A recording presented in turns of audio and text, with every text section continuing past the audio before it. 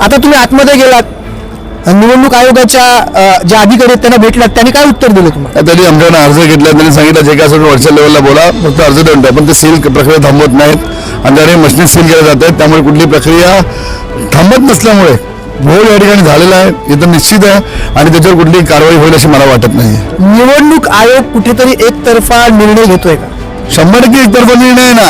जर तुम्ही आमचे उमेदवार त्या ठिकाणी उभे नाही तर मला अर्ज बनवायला सांगा, आम्ही अर्ज बनवायला बाहेर आहोत आणि त्यावेळी तुम्ही प्रक्रिया थांबवत नाही आहेत किंवा ते मशिनी सील केल्या जातात. उद्या त्या मशिनी घोळ असतील आणि मध्य प्रदेशमध्ये आणलेल्या मशिनी आहेत, मध्य प्रदेशमध्ये मोठ्या प्रमाणात घडला होता तुम्हाला माहिती आहे, आणि त्या मशिनी विरारमध्ये आणलेल्या आहेत, वसईविरामध्ये आणल्या आहेत, महाराष्ट्रात आणलेल्या आहेत. हे खूप चुकीचं आहे ना. त्यामुळे घोळ हा अटळ आहे. पण यावेळेला मी नागरिकांना तुमच्या हातातून हा जोड विनंती करेन की लक्षात घ्या, हे कुठेतरी लोकशाही दाबण्याचा प्रयत्न आहे, लोकशाही संपवण्याचा प्रयत्न या भाजप सरकारकडून शिंदे गटाकडून चालू आहे. हे कुठल्याही प्रकारे थांबवा.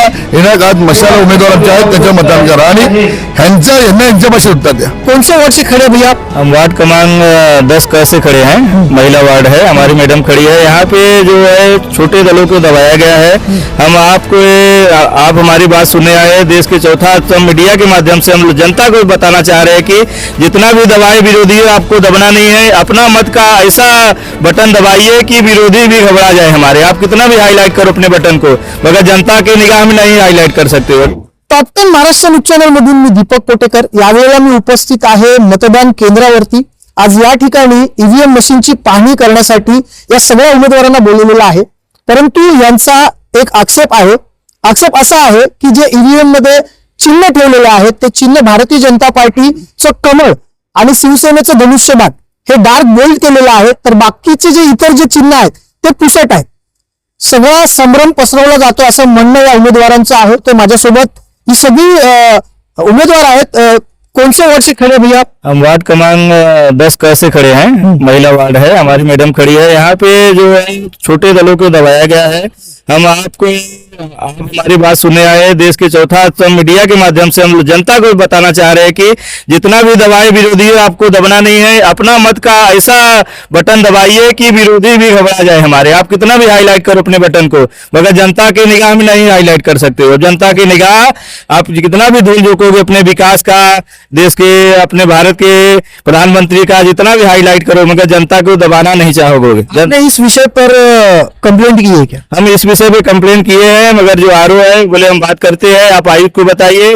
आयुक्त अभी कुछ विषय पे हम लोग मिलेंगे कि यहाँ पे जो हमारा चुनाव चिन्ह उसको दबाया गया है। हम यही चाहेंगे कि 15 तारीख के लोग घर से बाहर निकले और पहले मतदान करें, और जो छोटी पार्टी है उनको दबाया जाए। अगर छोटी पार्टियां जिंदा रहेंगी तो ही लोकतंत्र जिंदा रहेगा। एक ही अगर बड़ा पार्टी खाली देश में रहेगा तो किसी का जनता का आवाज कोई सुनेगा नहीं। त्यांचं असं म्हणणं आहे की कुठेतरी विरोधात कोणी बसू नये, हा सगळा प्रयत्न महायुतीकडून केला जातोय. नेमकी काय भूमिका आहे तुमची आता? कारण आता ईव्हीएम मशीन जर का सील झाला तर त्या मतदानाच्याच दिवशी उघडणार आहेत, मग तुमच्या तक्रार करण्याचा अर्थ काय बनतो? आम्ही निवडणूक आयोग जे इथे शेखर गाडगे म्हणून त्यांना बसवलेलं आहे, त्यांना आम्ही स्पष्ट विचारलं की फक्त कमल आणि धनुष्यबाण का स्पष्ट दिसतंय, बाकी सगळे चिन्ह जे अपक्ष आहेत आणि बाकीचे सगळे पार्टीचे पक्ष आहेत त्यांचे चिन्ह अस्पष्ट का दिसतंय, आणि तुम्ही अ ब क ड असं ते 4 तुम्ही हे केले तर अ आणि ब ते पण स्पष्ट दिसत नाही. डबल चष्मा घातला तरी ते दिसणार नाही. अशा पद्धतीने अ ब क ड आहे. तर त्यांनी आम्हाला सांगितलं की तुम्ही एक लेखी अर्ज द्या. पण लेखी अर्ज आम्ही देतो, पण लेखी अर्ज द्यायच्या अगोदर मशीनने सील केलेलं ते मशीनने. ते एकतर्फी ही निवडणूक होण्याचा यांचं हे आहे, आणि मला असं वाटतं की सत्तेचा गैरउपयोग केला जातोय आणि खरंच म्हणजे निवडणूक आणि मतदारांना फसवण्याचं हे काम आहे. आणि निवडणूक आयोग जो आरोप बसवलाय तो तर स्पष्ट काही सांगतच नाही. तो तर हात वरती करून सांगतो मला काय माहित नाही, तुम्ही आयुक्ताकडे जा. अरे हा कोणता आहे, म्हणजे तू निवडणूक आयोग कशाला बसवलेला आहे तुला? कारण अ ब क ड पण स्पष्ट दिसत नाही का, कुणाचं चिन्ह पण स्पष्ट दिसत नाहीये. आपल्यासोबत यावेळेला शिवसेना उद्धव बाळासाहेब ठाकरे गटाचे उमेदवार आहेत. प्रभाग क्रमांक 6 मधून ते निवडणूक लढतायत. त्यांनी देखील तक्रार केलेली आहे. आतमध्ये काय झालं त्यांना विचारण्याचा आपण प्रयत्न करू.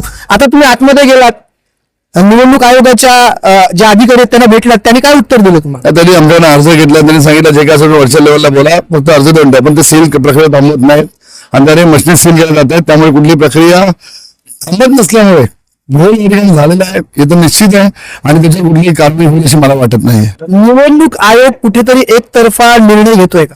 100% एकतर्फा निर्णय आहे ना. जर तुम्ही आमचे उमेदवार त्या ठिकाणी उभे नाही तर मला अर्ज बनवायला सांगा, आम्ही अर्ज बनवायला बाहेर आहोत आणि त्यावेळी तुम्ही प्रक्रिया थांबवत नाही आहेत किंवा ते मशिनी सील केल्या जातात.